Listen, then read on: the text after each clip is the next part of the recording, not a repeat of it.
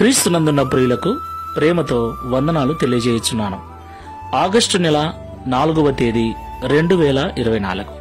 ఈరోజు దేవుడు మనకు చేస్తున్న వాగ్దానం ఏమిటనగా, కీర్తనల గ్రంథము 146వ కీర్తన 8వ చరణం. యెహోవా కృంగిన వారిని లేవనెత్తువాడు. ఆమెన్.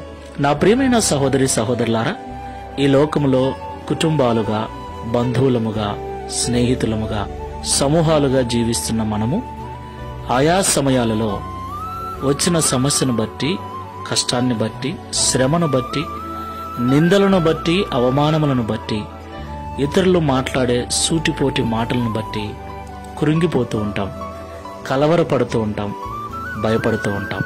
ఈ లోకంలో క్రైస్తవులకైతే మరెన్నో బాధలు, మరెన్నో కష్టాలు. ఈ లోకం మనల్ని కృంగదీస్తుంది. ఈ లోకం మనల్ని బాధిస్తుంది. ఈ లోకము పడిపోతే ఎగతాళి చేస్తుంది.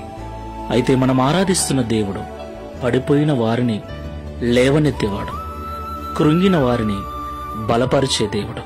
అయితే వర్షానికంటే ముందు ఉరుములు, మెరుపులు మనం భయపడేంతగా గాలి వీస్తుందో, అటు తర్వాత వర్షం వచ్చి వాతావరణం అంతా నెమ్మదిగా ఎలా మారుతుందో, అలాగే దేవుని నుండి మన మీదికి ఆశీర్వాదం రావటానికి ముందు గాలి లాంటి, ఉరుముల్లాంటి, మెరుపుల్లాంటి సమస్యలు, నిందలు, అవమానాలు తప్పకుండా వస్తాయి. వాటికి భయపడకుండా మనము నిలబడగలిగితే, క్రీస్తులో స్థిరంగా ఉండగలిగితే, తర్వాత వర్షము వచ్చి వాతావరణం అంతా చల్లగా, నెమ్మదిగా మార్చినట్లు దేవుని నుండి ఆశీర్వాదం మన మీదకి వచ్చి మన జీవితాన్ని ప్రశాంతంగా, నెమ్మదిగా, ఆశ్చర్యం కలిగించే విధంగా దేవుడు మనల్ని ఆశీర్వదిస్తాడు. ప్రార్థన చేసుకుందాం. పరిశుద్ధుడా, ప్రేమ కలిగిన తండ్రి, మీకు స్తోత్రాలు. ఇంతవరకు మాతో మీరు మాట్లాడిన ప్రతి మాటను బట్టి వందనాలు స్వామి. మీరు కృంగిన వారిని లేవనెత్తువారని, బలహీనులను బలపరిచే దేవుడని, దుఃఖిస్తున్న వారికి సంతోషమునిచ్చేవాడవని మాతో మాట్లాడి ధైర్యపరిచినందుకు స్తోత్రాలు. అవునయ్యా, ఈ లోకము మమ్మల్ని బాధిస్తుంది, మమ్మల్ని చూసి ఎగతాళి చేస్తుంది. మా దీనహీన స్థితిని చూసి ఏమాత్రము కూడా సహాయము చేయక వారి మాటలతో మమ్మల్ని బాధిస్తుంది. అయితే నువ్వు ఎన్నడూ అలా చేయవు.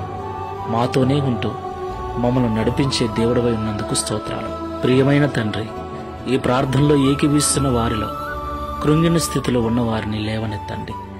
ఈ బలహీనమైన క్షణాలను, ఈ కొరతలను, ఈ క్షణికమైన నిందలను ఓర్చుకొని తర్వాత మీరు అందించబోయే శాశ్వతమైన ఆనందము కొరకు, ఆశీర్వాదము కొరకు, శుభప్రదమైన నిరీక్షణతో ప్రార్థనాపూర్వకంగా ఎదురుచూచుటకు సహాయం చేయమని, ఒకరోజు మేము కూడా దావీదు వలె నిన్ను గూర్చి సాక్ష్యం ఇచ్చుటకు సహాయం చేయమని, తద్వారా ఈ దిన వాగ్దానమును మా అందరి జీవితంలో నెరవేర్చి మీ నామమును మహిమపరచుకునమని యేసు నామములో ప్రార్థిస్తున్నాము తండ్రి.